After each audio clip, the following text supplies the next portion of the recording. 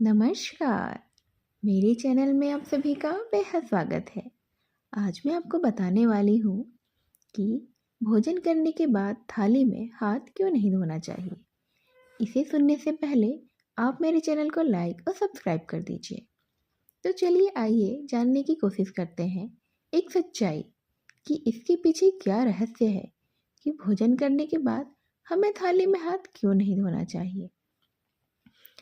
आप सभी जानते होंगे कि चाहे गांव हो या शहर, कई जगहों पर यह देखा गया है कि कई लोग भोजन करते हैं और भोजन करने के तुरंत बाद उसी थाली में अपना हाथ भी धो लेते हैं। आखिर उन्हें ऐसा क्यों नहीं करना चाहिए? इसके पीछे क्या कहानी है, यह हम जानते हैं एक कथा के द्वारा। एक व्यक्ति था जो कि बेहद गरीब था।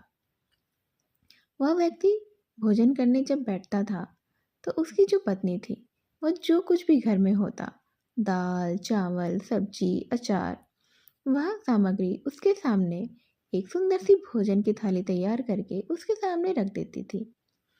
और जैसे ही वह भोजन करने के लिए तैयार रहता, उसके द्वार पर एक महात्मा जी भिक्षुक आ गए। वह एक संत थे और उन्होंने कहा, भिक्षाम देहि। हे भैया, मैं बड़ा ही भूखा हूँ, कुछ भोजन मिल जाए तो मैं बहुत ही तृप्त हो जाऊं। मैंने काफ़ी दिनों से कुछ नहीं खाया है। अब वह व्यक्ति बेचारा भोजन करने ही बैठा हुआ था। सामने थाली भी रखी हुई थी, लेकिन द्वार पर कोई व्यक्ति आ गया था, वह भी भूखा व्यक्ति। अब वह उसे भूखा तो नहीं जाने दे सकता था। तो उस व्यक्ति ने ससम्मान उसे अपने घर में बुलाया। महात्मा जी आइए। मुनि जी विराज हो गए और उनके घर में पधारे। धन्य भाग हमारे जो आप हमारे घर में पधारे, उसने कहा, और उसने आसन भी बिछा दिया। वह तपस्वी महात्मा उसी आसन पर आराम से बैठ गए और उन्होंने उसे भोजन के लिए आग्रह किया और अपनी वही थाली जो उसके लिए सजी हुई थी, वह उस व्यक्ति ने महात्मा जी के सामने रख दिया। अब उनके घर में भोजन तो बना था। उनकी पत्नी ने जो भोजन बनाया था वह थोड़ा ही था, जिससे कुछ ही लोगों, दो ही लोगों का पेट भर सकता था। अब उस गरीब व्यक्ति ने अपनी भोजन की थाली उस महात्मा संत के सामने रख दी। उन महात्मा संत ने बड़े ही तृप्त होकर वह पूरा भोजन प्राप्त किया। उसके बाद उन्होंने कहा कि थोड़ा सा और ले आओ। तब वह गरीब व्यक्ति अपनी पत्नी के पास रसोई में गया, जहाँ पर पत्नी ने बताया कि अब सिर्फ दो ही रोटी बची हुई है। जब पत्नी ने इस तरह से कहा, बाहर बैठे हुए संत महात्मा ने वह बात सुन ली। जब वह गरीब व्यक्ति वह रोटी लेकर उनके पास आया तो संकोचवश उस महात्मा ने वह रोटी लेने से मना कर दिया। लेकिन गरीब व्यक्ति ने कहा कि आप हमारे अतिथि हैं और आपको भरपेट भोजन खिलाना मेरा कर्तव्य है, आपको तो ये लेना ही होगा। तब संकोचवश उस महात्मा ने एक और रोटी ले ली। इस तरह से उन्होंने पूरी तरह से तृप्त होकर भोजन ग्रहण किया था। अब अंत में बारी आई गरीब व्यक्ति की। जब वह वापस अपनी पत्नी के पास आया तो बहुत थोड़ी सी साग और वह एक ही रोटी बची हुई थी। तब उसकी पत्नी ने दो थाली लगाई।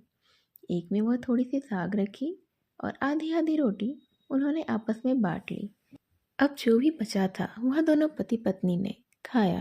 बेचारे दिन भर के भूखे थे, खाने के लिए कुछ भी नहीं था, और जो कुछ बचा खुचा था वह सब संत महात्मा को खिला दिया गया था। उनके पास अब आधी आधी ही रोटी थी, उसी को उन्होंने खाया, पानी पिया और फिर उसी थाली में हाथ धो दिया। जिस तरह से हम जानते हैं, पुराने ज़माने में जो लोग होते थे वह आराम से बैठकर खाना खाते थे, लेकिन हाथ धोने के लिए वह घर के बाहर जाया करते थे, कभी भी थाली में हाथ नहीं धोते थे। पर आज के ज़माने में लोग आलस के कारण समझिए या किसी भी रीज़न के कारण अपनी ही थाली में हाथ धो देते हैं, और उनके जो नौकर चाकर होते हैं वह आकर थाली उठाते हैं, जबकि ऐसा होना नहीं चाहिए। हमारी जो परंपरा रही है उसे हमें ज़रूर मानना चाहिए। हमारी तो यह परंपरा रही है कि हम भोजन करने जब बैठते हैं तो सबसे पहला कौर हम अपनी थाली से बाहर निकाल कर भगवान के नाम समर्पित करके उसे वहीं रख देते हैं, और इसके बाद हम अपना भोजन ग्रहण करते हैं।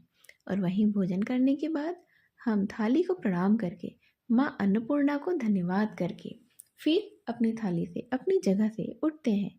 लेकिन क्या आजकल के लोग ये सब मानते हैं? नहीं। जब गरीब ब्राह्मण बाहर आया तो उसने अपना हाथ एक अपने घर के बाहर लगे एक पौधे के पास धोया था।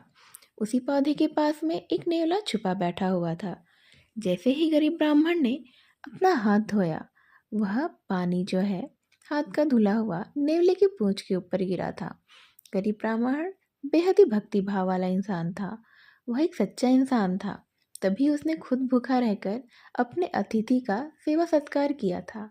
उसके इस पुण्य के कारण ही जैसे ही उसने अपना हाथ धोया और उसका पानी उस नेवले के ऊपर जाकर गिरा, उस नेवले का आधा शरीर पूंछ की तरफ का हिस्सा सोने का बन गया और वो बेहद ही चमकीला हो गया। जैसे ही नेवले को यह समझ में आया कि उसकी पूंछ की तरफ से प्रकाश निकल रहा है, उसने मुड़कर देखा और फिर उसने गरीब ब्राह्मण से कहा कि तुमने मेरा आधा शरीर तो सोने का कर दिया है, आखिर यह कैसे हो गया? नेवले की यह बात सुनकर ब्राह्मण को भी बड़ा आश्चर्य हुआ कि उसके पूंछ का हिस्सा सोने का आखिर कैसे हो गया है।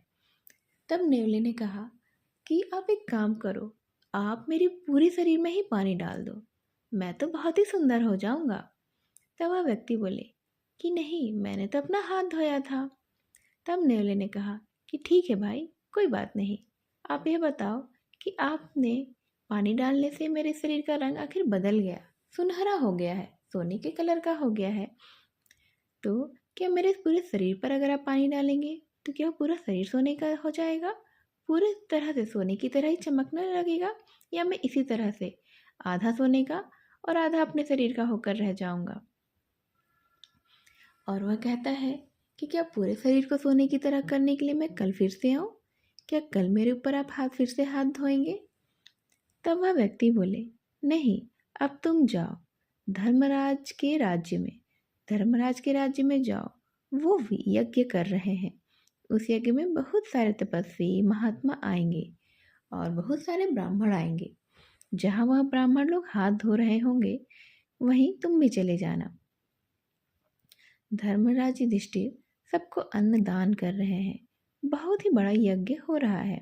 जाओ, यदि तुम्हारे किसी भी व्यक्ति के, किसी भी ब्राह्मण, किसी भी तपस्वी के जल से हाथ धोने पर तुम्हारे शरीर के ऊपर अगर तुम्हारा रंग सोने का हो जाए तो समझ लेना कि धर्मराज का यज्ञ पूरा हो गया, पूरी तरह से संपन्न हो गया।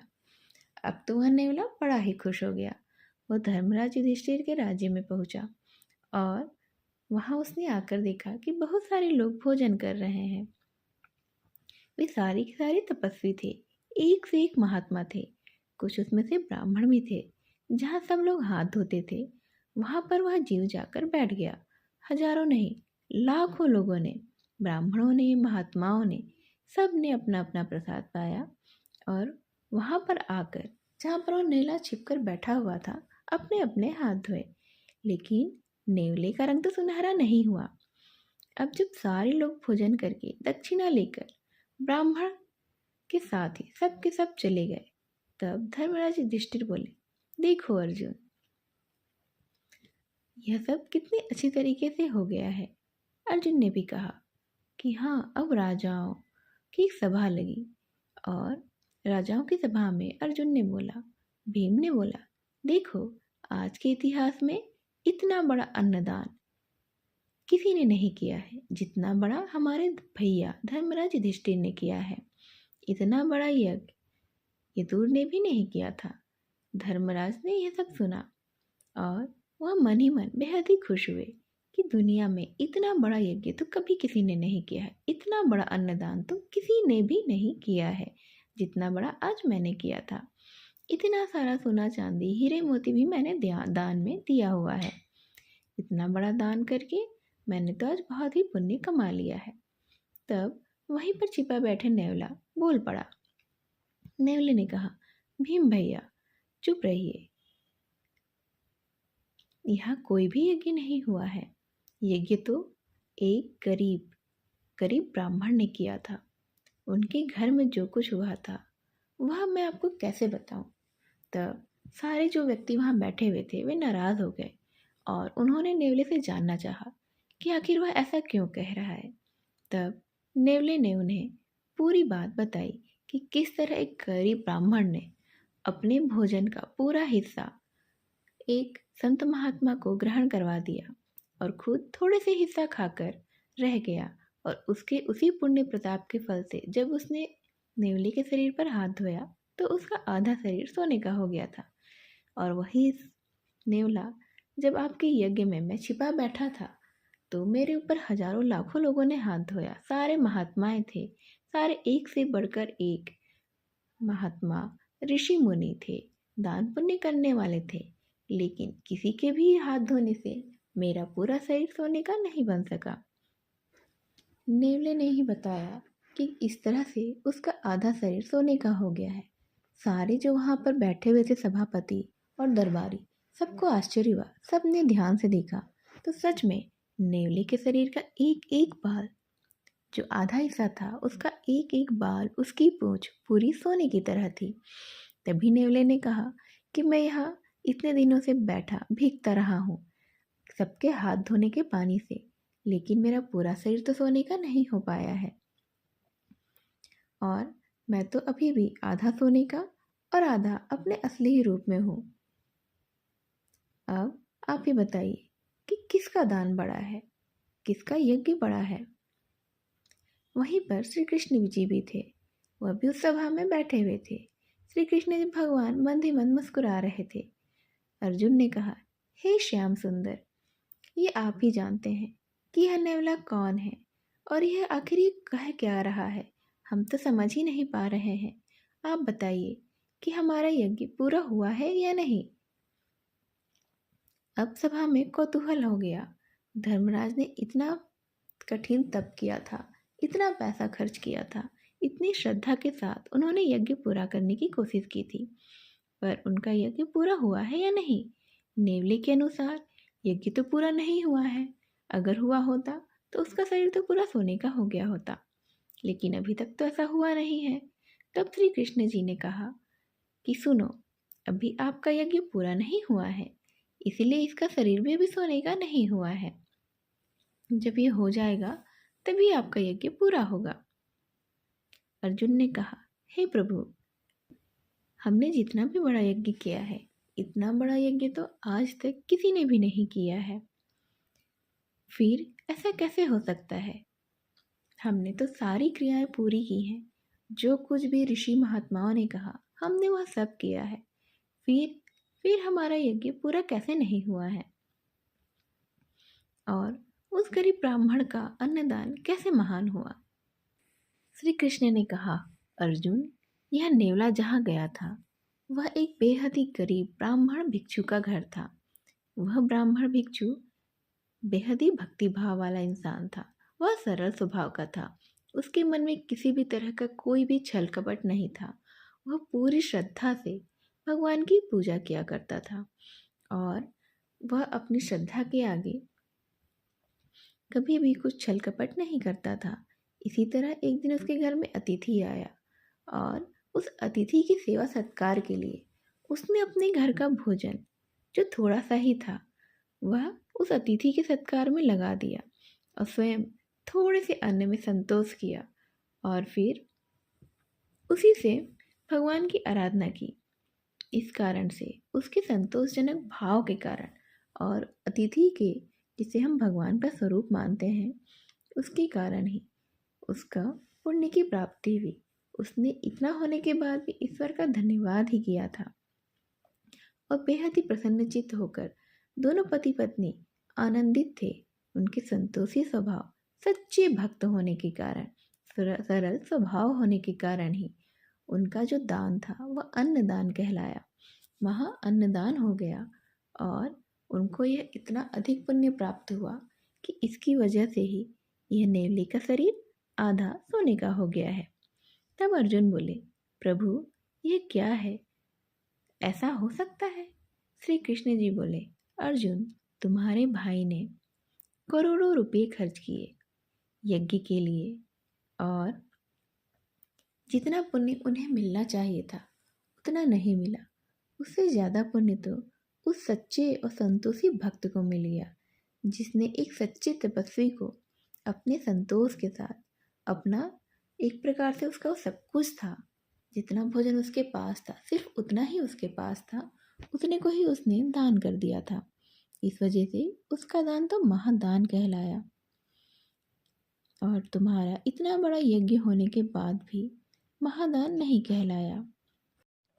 श्री कृष्ण ने कहा कि अर्जुन, भले ही उसका दान एक समय का भोजन था, लेकिन वह उसका सर्वस्व था और इस तरह से उसने अपना सर्वस्व ही दान कर दिया था, इसलिए उसका दान महादान कहलाया। तब अर्जुन ने कहा कि श्री कृष्ण, अब इस नेवले का शरीर, पूरा शरीर सोने का कैसे होगा? तब श्री कृष्ण जी ने कहा कि आपके राज्य में कोई भूखा है, पहले उसकी खोज करो। और जब उसकी खोज किया गया तो पता चला कि जंगल में एक महात्मा जी भूखे बैठे तपस्या कर रहे हैं। धर्मराज का यज्ञ सब ब्राह्मण को भोजन कराने के लिए था और एक अकेले तपस्वी ने भोजन नहीं ग्रहण किया था, वह तो तपस्या कर रहे थे। तब उस महात्मा जी को बुलाया गया, निवेदन किया गया कि चलिए आप भी भोजन ग्रहण करिए, और उन्हें भोजन कराया गया। और जब उन्होंने हाथ धोए तो उनके हाथ के धोबन से पूछकर श्री कृष्ण जी ने कहा कि अब आपके राज्य में कोई भी भूखा नहीं है। और जब उस तपस्वी ने अपने हाथ धोए तो उनके हाथ का धोबन जब उस नेवले के शरीर पर पड़ा तो उस नेवले का शरीर पूरी तरह से सुनहरा हो गया। उसका पूरा शरीर अब सोने का हो गया था और वह सोने की तरह ही तेज चमक प्रकट कर रहा था। वहीं पर एक घंटा भी बंधा हुआ था। अब वह घंटा अपने आप ही टन टन करके बजने लगा था। और इस तरह से युधिष्ठिर का यज्ञ भी पूरी तरह से संपन्न हो गया था। वह भी सिर्फ एक ब्राह्मण के भोजन से तृप्त होने के बाद भी। इस तरह से श्री कृष्ण ने जी ने बताया कि जब भी आप अन्नदान करें तो यह बात पूरी तरह से आश्वस्त कर लें कि आप जिसका दान कर रहे हैं वो सच में उसका प्रार्थी है कि नहीं है। और आप हमेशा ही भूखों को खाना अवश्य खिलाएं। और उसी थाली में हाथ इसलिए नहीं धोना चाहिए क्योंकि आप अन्न का दान कर रहे हैं और आप अन्न ग्रहण कर रहे हैं। और जिस चीज़ में आप अन्न ग्रहण कर रहे हैं उसी को हाथ धोकर आपको गंदा नहीं करना चाहिए।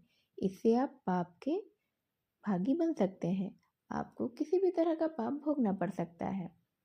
इसलिए अवश्य ये ध्यान रखें कि जिस थाली में आप खा रहे हैं उसमें हाथ ना धोएं और गरीबों को अवश्य खाना खिलाएं। आप एक भी गरीब ब्राह्मण को अगर तृप्त कर सकते हैं या किसी भी भिक्षु को पूरी तरह से एक टाइम का ही भोजन कराकर अगर तृप्त करते हैं तो आपका दान महादान में गिनती की जाएगी और आपको उसका अत्यधिक ही पुण्य फल प्राप्त होगा। इसी के साथ यह कथा यहीं समाप्त होती है। धन्यवाद।